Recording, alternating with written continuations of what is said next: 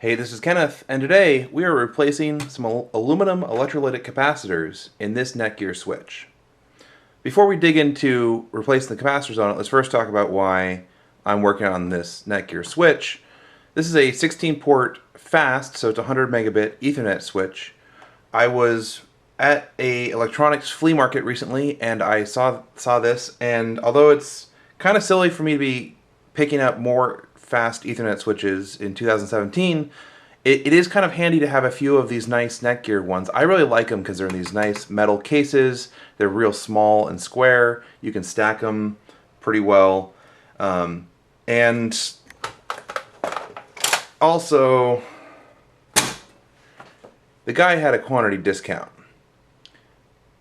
So that happened. But like any old consumer electronics, there's kind of one downfall, particularly in stuff like networking gear and monitors, stuff that kind of tends to be left on for a long time, in that they have this failure mode where the electrolytic capacitors in them will dry out, go either open circuit or just lose their capacitance value, and then they are compromised and the electronics will tend to start acting erratically. Monitors will start flickering or not turning on. Networking gear will start wigging out a little bit. So what I like to do whenever I pick up used consumer electronics like this is actually replace the electrolytic capacitors in it. All right, so getting into this is relatively easy. There's two small black screws there, and then the cover slides straight off the back. So here we have the switch. There's 5 silver screws that hold this switch motherboard into the case. So, I've taken all those out already. And then the whole switch should just slide back. Okay. There we go. So there we go. There's the switch. Take this and put it away. So here we've got the switch. So kind of a typical switch hierarchy that you'll see is we've got the 16 copper ports here plus LEDs. So those are there. These are actually quad. Well, it's 8 sets. So since it's a fast Ethernet switch, each one of these ports has a transmit pair and a receive pair, and so you'll only see 2 pairs of traces going to each one of these. All right, there's one thing on the bottom is the LEDs. So there's 1 pair for each, and then these are the actual magnetics, which is essentially just the transformers that isolate the twisted pair on the Cat5 cable you plug into this from the transceiver. So each one of these has 8, so it's 8, which is 4 pairs. This one's 8 for these 4, 8 for these 4, 8 for these 4. All right, and that gets you your 16 ports. I've done a blog post on switch fabric hierarchies before, but pretty much long story short, these 2 ICs here are 8-port copper transceivers plus some sort of uplink port, and you see all of these. There's all of those traces that run between this chip and this chip, and then about the same number of traces that run between that chip and this chip. So this chip is some sort of low port count, high bandwidth switch fabric that just switches between this 8-port and this 8-port switch to make the whole thing one 16-port switch. Right, and so kind of really pretty typical for this, you'll have a 25 megahertz crystal somewhere that then runs off of one oscillator and gets distributed. So there's your fabric, and then over here is your power supply. So this of course came with a wall wart power supply that came to a 2.1 millimeter barrel jack, which comes in, and then you've got a couple inductors and some switch mode power supply controllers there that take this 12 volts and regulate it down to useful voltages, which is likely something like 5 volts or 3.3 volts, kind of depending on exactly how old the actual equipment is, right? And so it's not uncommon on larger systems than this to see it take it from 12 down to 5, and then distribute the 5, and then like right next to each fabric chip actually have another switch mode regulator taking it farther down. But in this case, it's presumably taking it to something like 5 volts. So there's the inductors. You got the switch mode power supplies there, right? But the thing that's going to kill you, the thing that's going to fail, are these big black cylinders, right? These are the aluminum electrolytic capacitors. So it's got aluminum foil wrapped around itself with a liquid electrolyte that helps it store power. So if there's any ripple or noise coming in on the power supply here, it gets filtered out by this main capacitor right at the front, and then the down-regulated voltages get filtered by these two capacitors, which, those are really important. And then you'll see also, as it's kind of scattered across the board, more filter capacitors just to kind of compensate for the fact that this power, like this load over here is all the way across the board from here, right? So if there's a large, if this sucks in a lot of current real quickly, this capacitor is what protects it from the fact that otherwise it has to deal with this much inductance on the board, which would cause it to ripple. Maybe it would glitch out and then it would reset, and you'd have a bad time, right? And so if these capacitors dry out, like this chip would start having problems. If this capacitor, any of these capacitors start drying out, the whole thing could have problems depending on exactly how bad they get, right? And it's one of these things that it'll get marginal for a long time, and then eventually it'll just get to the point where it'll just sit there and power on, and part of the power on, it causes it to draw some current and it dies, and powers on and dies, and power on and dies, right? And so the failure modes for these, exactly what bad electrolytics will look like, tends to be unpredictable and will be something that will not happen at a convenient point.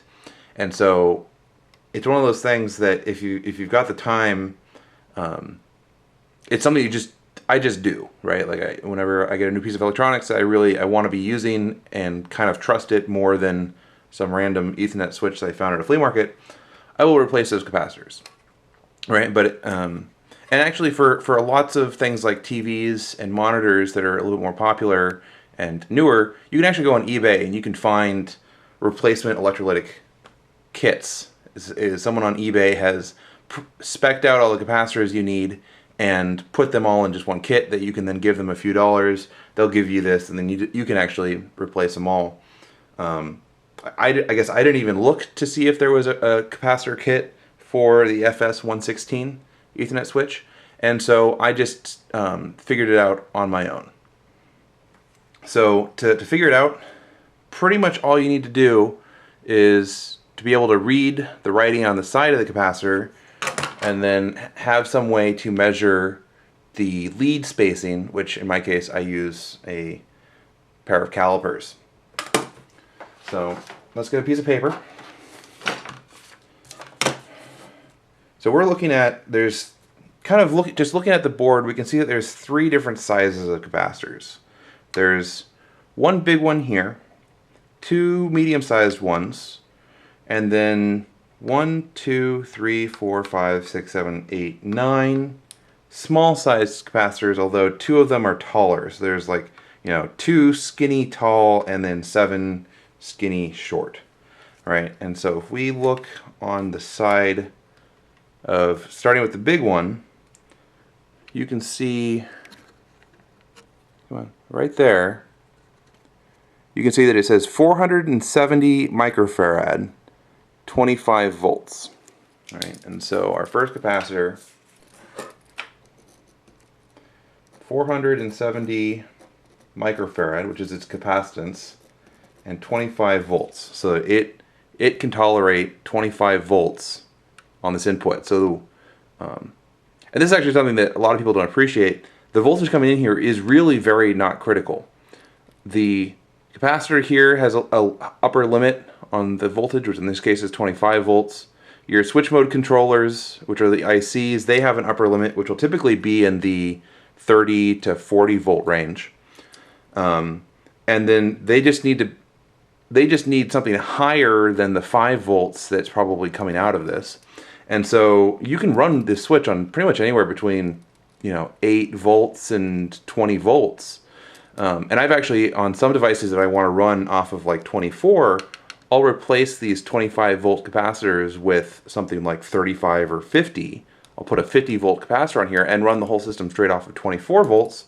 And it doesn't really care because it's a switch mode power supply that'll down convert that to 5 volts pretty much regardless. And so we've got 470 microfarad, 25 volts, right? And then this white strip indicates the polarity, so this is the negative side, right? So we're going to need to, when we're replacing it, we need to put the new one in the same orientation. I guess you can kind of see it on this one. On the board, they also have helpfully put a big white semicircle on the negative side as well. So moving to these two big, medium-sized ones, we can see that it says 6.3 volts, 1,000 microfarad.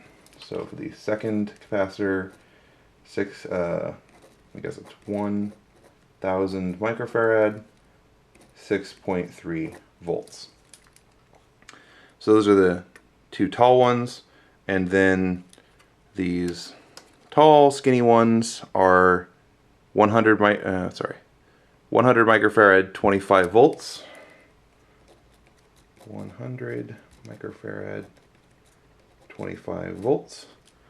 And there's two of those, right? One here, one there. And then we've got 7 of these short ones. And if we look at the short ones, we can see 100 microfarad, 16 volts. So I guess we can actually, we'll write that down. 100 microfarad, 16 volts. So that makes sense. We've got this one big one is probably the main filter cap on the inside, on the input, right? 470 is relatively large. We think have the two, it looks like 2 regulators. I'm not quite sure, other than maybe one didn't have enough current for the whole system, so it's likely that like one of these regulators is driving one half of the fabric and the other one is driving the other half of the fabric. And right after them, there are a pair of 6.3 volt capacitors. 6.3 is a real common voltage rating that you'll see on electrolytics, because 5 volts is a very common main rail voltage, and 6.3 is just a little bit above that, so that you have that nice headroom and the tolerance of everything, so that these don't explode accidentally, right? And each of these being 1,000 microfarad mean that these are the main post-regulation filters, right? So right after it gets down converted from 12 to 5, that's the main filtering. And then you've got this distributed filtering out here. Right, so these out here all probably only really need to be 6.3, but they're 16, which is probably just because 16 volts in this size for this capacitance probably just happened to be cheaper that month or whatever, but whatever. We'll just assume that 16 volts is valid, although there's probably only 5 volts here. But regardless, we now need to find replacements for these 4 different capacitors. Although, I guess the other thing we need to know is what size they are, right? And there's typically 3 dimensions that will drive the capacitor, right? You've got the diameter of the cylinder, you've got the height of the cylinder, and then on the back, you've got the space between the 2 lines there. This one, the spacing between the capacitor leads, that's pretty important. The diameter of the capacitor is sort of important. Maybe it's somewhere where it's real crowded. And then the height of the capacitor is not at all important, because all it needs to do is be shorter than the total case. And so we really aren't worried about that at all. So this is where we break out the calipers, I've already got it in metric. And so we'll pick like the main capacitor there, and measuring it, it looks like it's about 10 millimeters in diameter. And the lead spacing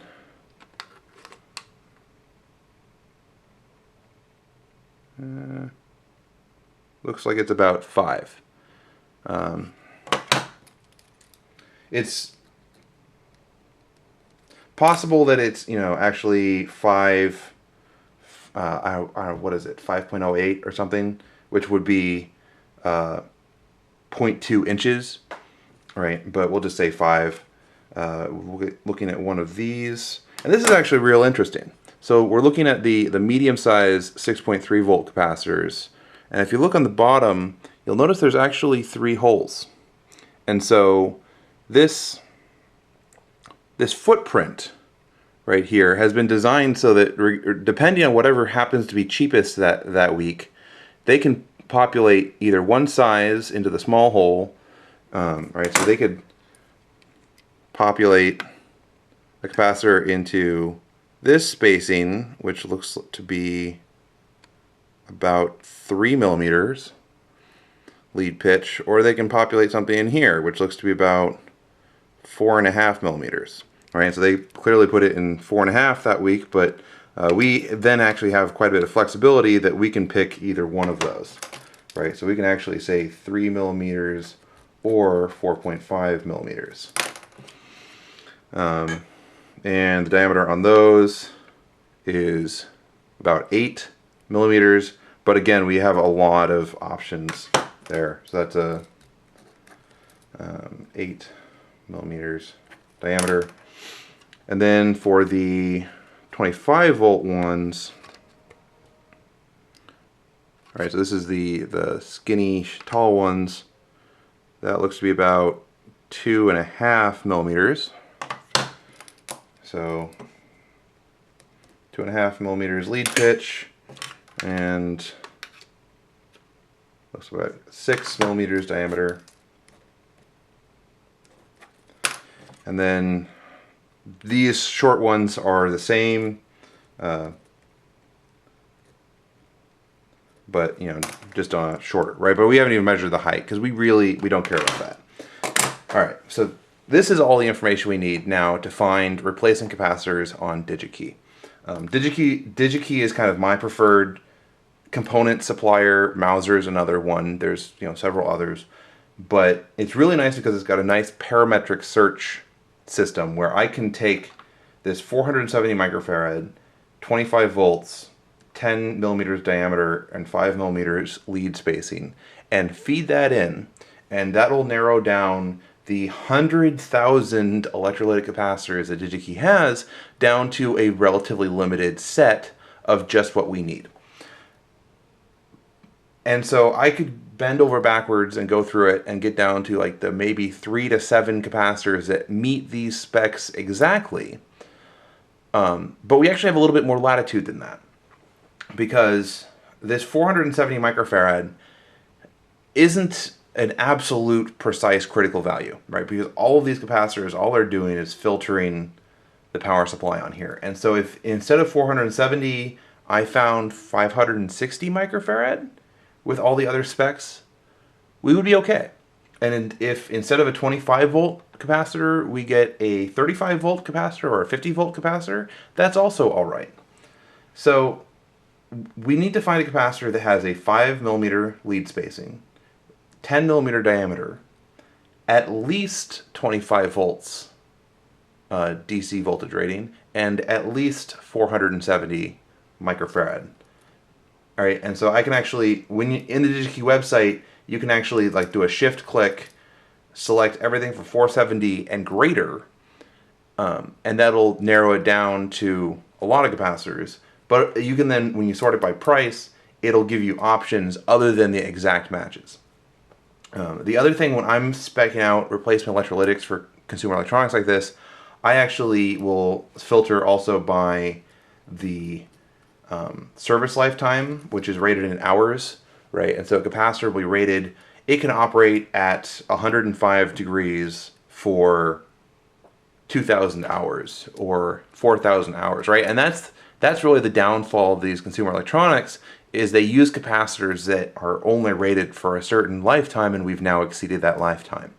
If I'm going to go through the effort of replacing these capacitors, I may as well put, I'm going to splurge. I'm going to spend that whole extra 50 cents or a dollar to get nicer capacitors that have longer lifetimes. And so I will also typically filter out the kind of the 2,000 hours is kind of the bottom barrel cheap capacitors. I'll typically filter it so that I filter it to 4,000 hours and up, right? And so these capacitors I have will tend to be a little bit more hardened. So there's my 5 criteria: at least 470, at least 25 volts, at least it should be 10 millimeters diameter, although I would be flexible and going up and down a little bit on that. It must be a 5 millimeter lead spacing, and I want at least 4,000 hours service lifetime. So I navigated to DigiKey, and I did this a while ago, so we actually have the replacement capacitors here. And so we can see that I got a 470 microfarad, 20%, 25 volt capacitor. And so there is a replacement for the first one. And I ordered, there's quantity discount, so if you need 2 of these capacitors, I tend not to just buy the 2. I'll round up to the next price break where DigiKey is like, well, if you buy 10, it'll only be, it'll be only 40 cents instead of 60 cents. I'll tend to round up just so I have more of these capacitors on hand, so that oftentimes when I get a piece of electronics, I don't actually have to place a DigiKey order. I can pull all this stuff out of stock since I've got a whole shoebox full of these capacitors. So there's a replacement for that one. For the 1000 microfarad 6.3 volt one, I've got a 1000 microfarad 20% 6.3 volt capacitor, right? And I got 20 of those. And then down here, since these are both 100 microfarad capacitors, and they both have 2.5 millimeter lead pitches and 6 millimeter diameters, and the only difference between the 2 tall skinny ones up by the power supply and the 7 short ones down by the switch fabric is the voltage rating, which again, it only just needs to be at least this much, and I kind of suspect that neither one of them needs to be. Well, I certainly expect that the 16 volt ones don't need to be more than 5, and I don't think this 25 volt one, the 25 volt one might be on the 12 volt rail, so 25 isn't really wrong there. But again, the quantity discount means that it's cheaper for me to find one value and buy a whole bunch of them than match these 2, since I'm only buying, a few of them, where for them it's reasonable for them to spec out 2 different capacitors here because they have volume discounts on both because they're making millions of these switches. So I bought 100 because, 25 volts, 100 microfarad is kind of pretty useful electrolytic value that I probably should have around. But kind of sorting by price, it turns out at 25 volts at this 2.5 lead spacing, 120 microfarad was actually cheaper than 100. And so I will gladly take an extra 20 microfarad for free. And so I got 100 of those, right? Since we're consuming 9 of them on this board, and I've got a whole stack more of these same switches, there is 100 of them. So there's all the components. I ordered those, spent a week waiting for it. DigiKey delivered, as they always do. And now all we need to do is take those and replace them onto this board by desoldering what's already there and then installing the new ones. So let's get set up for that and go. So now that we've got all the capacitors we need, we just need to desolder each of these capacitors, clean up the holes, insert the new capacitors, and solder them down. And so kind of what we're going to need here is a pair of safety glasses, so those are going on. I've got a Heiko, this is a 936, but pretty much any soldering iron would do, right? You're preferably one of these temperature controlled ones because those are really nice. I then have a pair of flush cutters for trimming the leads afterwards. desoldering wick. So this is like a tight copper braid here that will kind of wick out the solder from the old capacitors. A solder sucker. So this is kind of a plunger device where you can arm it like that, and then through this little nozzle here, if you press the button, it sucks the solder up into here. So you then just periodically have to open this up and dump out a whole mess of lead, out of the solder that has sucked up and has dried inside the cylinder. I like to use a brass wool tip cleaner in addition to the moist sponge in the actual pencil holder. You're going to want some solder. I prefer to use 6337 leaded solder. I'm not a consumer electronics company, so I have no obligation to use AROS lead-free solder.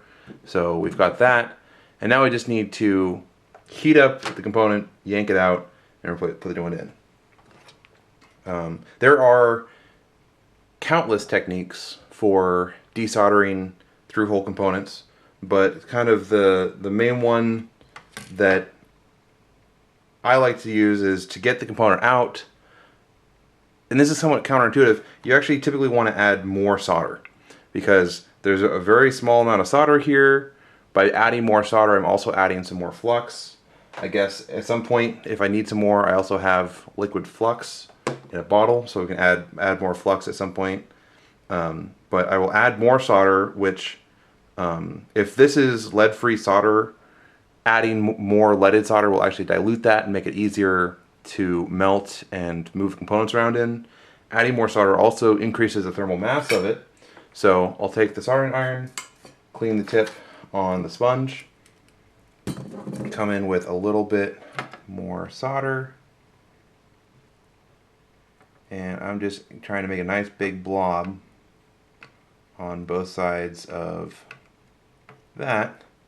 And so now what I'll do is I'll pick up the board and I'll grab this with one hand, and then with my other hand I'm just heating up both leads and then trying to rock the component out of the board itself.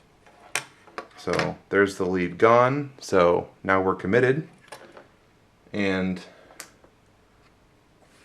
the hole now is filled with solder, right? So now we need to heat it up and remove all of that solder, which we can do with the solder sucker or wick. Right, and so we come in, we heat up the pad, and then real quick drop the sucker on it and pull it all out. And so now you can see both holes are relatively both holes are relatively clean. So now I can take my replacement capacitor, which you'll notice I made no effort to match the height of it because I didn't really care, and the new one actually happens to be shorter. So, alright. So, on the top here you've got the white half circle, which indicated the negative white band. So we thread that in like so. Flush it up. I like to just bend the leads out a little bit like that to hold it in place.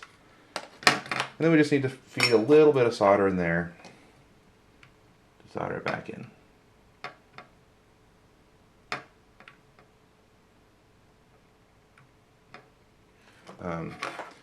Sometimes I'll tack one of the leads in and then picking up the board with my other hand, push the capacitor down flush, right, so you can see it actually moved up a little bit. So, because it's really easy to move capacitors around when it's still just one lead, and now that I've got it nice and seated well, I can come in and solder the second side of it. Looking at the solder joint, we want to make sure that the solder gets on both the lead and there's a nice fillet onto the actual pad itself. Once that's done, we come in with a pair of flush cutters, trim off the excess, throw that somewhere. And then I also have a little pump bottle of, this is just isopropyl alcohol, as I go to the Safeway and pick the highest one they happen to have at the time. And so this is a little pump bottle, so that when you, it's got a little ball in it, so that every time that you pump the cap, it eventually, there we go, makes a little pool of alcohol there. And then I'll just take a Q-tip and use that to clean up the flux around the board a little bit. There we go. So that one capacitor right there is now replaced. And all we got to do is do that, what, 11 more times 8 of these network switches I got. And I'll have nice new switches. So I think you've got the concept now. So let's just do a montage of me doing the rest of these.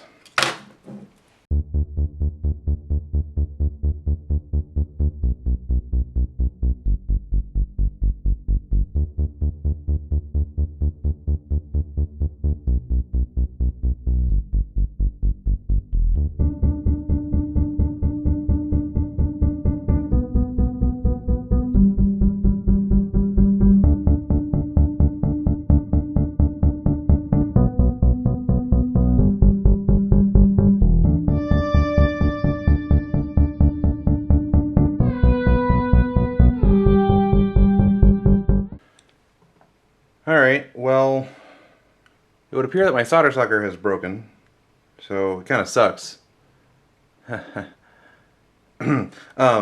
So yeah, the tip on my solder sucker broke off, so it doesn't really work, which makes this quite a bit more painful, right? Because the solder sucker is really kind of my preferred technique for cleaning up the through holes after I get the old component out. So I think I'm going to shelve this rework. I got the main capacitors over here, plus the first, you see the new red 100 microfarad capacitors I'm putting in. Still got 5 more of them left over here to do, so those will be left for another day once I get a new solder sucker. But I think you get the idea, right? So main thing is replace all the electrolytics, and hopefully this device will then come out of it with a whole new life, and I can put another few thousand hours on it for kind of my, anything on my network that doesn't need gigabit, which, with Raspberry Pis and BeagleBones and pretty much anything that's not between my network file server and my, main workstations, 100 megabits is perfectly fine. But same concept applies to pretty much any consumer electronics. So if you've got something that's been starting to act a little flaky in its later years, it may be electrolytic capacitors. So this has been Kenneth, and thanks for watching.